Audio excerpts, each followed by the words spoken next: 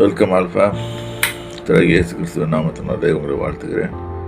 இன்றைக்கி நாம் உபாகம புத்தகத்தில் 23ஆம் அதிகாரத்தில் கடைசி பகுதியில் பார்ப்போம். இங்கே 21வது வசனத்திலேருந்து வாசிப்போம். நீ உன் தேவனாகிய கர்த்தருக்கு ஒரு பொருத்தனை பண்ணியிருந்தால் அதை செலுத்த தாமதம் செய்யாதே. உன் தேவனாகிய கர்த்தர் அதை நிச்சயமாக உன் கையில் கேட்பார். அது உனக்கு பாவமாகும். எப்பவுமே when you make a covenant with God ரொம்ப முக்கியமாக இருக்கணும். அந்த கவனன்ட் அதை செலுத்துறதுக்கு இதாக இருக்கும். நம்மளா வாயை திறந்து தான் சொல்கிறது, சொல்லிட்டு மாட்டிக்கிறது.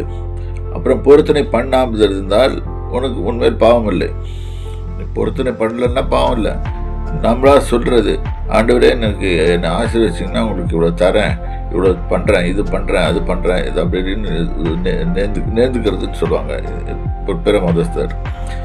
இது மாதிரி பண்ணும்போது அது செய்ய வேண்டியதாக போயிடுது. செய்யலைன்னா அது ப்ராப்ளம் வரும். நிச்சயமாக ஆண்டவர் கணக்கு கேட்பார். ஸோ உன் வாயினால் சொன்னதை நிறைவேற்ற வேண்டும்.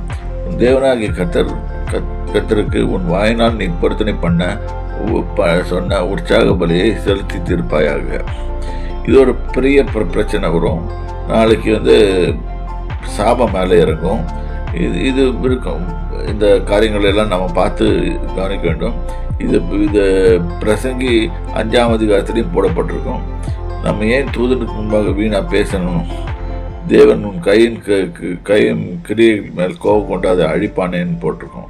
அப்போ கையின் காரியங்கள் அழிக்கப்படும் என்று அர்த்தம். ஸோ இதை இன்னொரு முறை படிப்போம். கர்த்தர் உங்களை ஆசீர்வதிப்பார். கர்த்தர் நாமத்துக்கு ஸ்தோத்திரம்.